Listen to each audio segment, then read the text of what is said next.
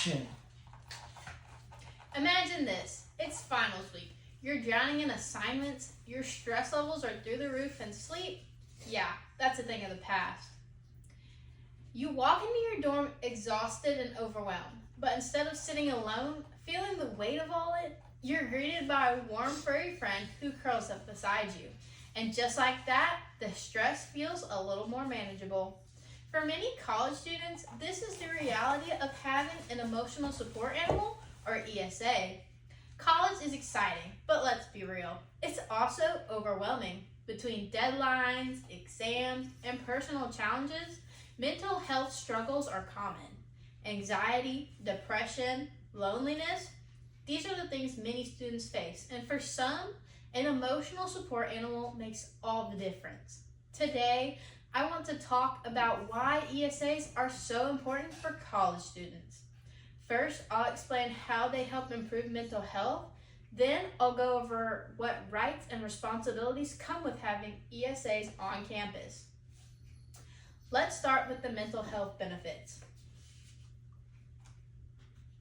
We've all heard that pets help with stress, but why? What exactly makes ESAs so helpful for students dealing with anxiety and depression? College is stressful. Between exams, homework, work, and social pressures, it's easy to feel overwhelmed. But research shows that just being around an animal can physically lower stress levels. A study in BMC psychiatry found that spending time with animals reduces cortisol, which is the hormone responsible for stress. The American Psychological Association says that interacting with pets release oxytocin, also known as the feel-good hormone, which can help fight anxiety and depression. Think about it. Have you ever felt calmer just by petting a cat or dog? That's science at work. For students dealing with panic attacks or overwhelming anxiety, simply having ESAs nearby can be grounding. The rhythm of petting a dog, hearing a cat purr, or even feeling the warmth of a small animal can bring an immediate sense of calm. Now let's talk about something that a lot of students experience but don't always talk about: loneliness. A survey by the National Institute of Mental Health found that 60% of college students struggle with loneliness or homesickness at some point. A report from Harvard Medical Review found that animals provide unconditional emotional support, which is especially helpful for students dealing with social anxiety, PTSD, or depression. For students who have trouble making friends or adjusting to college life, an ESA can be a constant source of comfort and companionship. And here's something else. Taking care of an animal also creates routine. Feeding, playing with, and walking an ESA gives students structure, which can be incredibly helpful for those struggling with depression.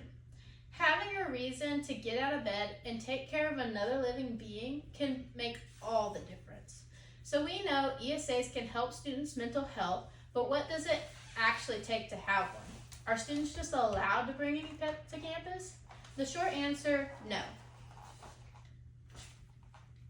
There are specific laws that protect ESA owners, but also rules that must be followed. Under the Fair Housing Act, students with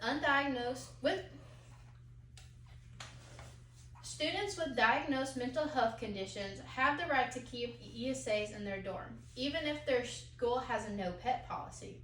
However, there's an important distinction. ESAs are not service animals.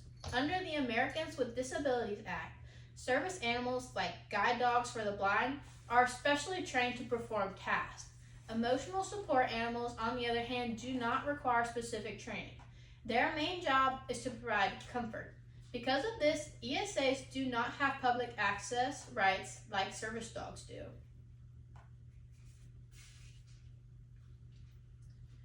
This means students can have an ESA in their dorm, but they can't bring them to class, the library, or the dining hall.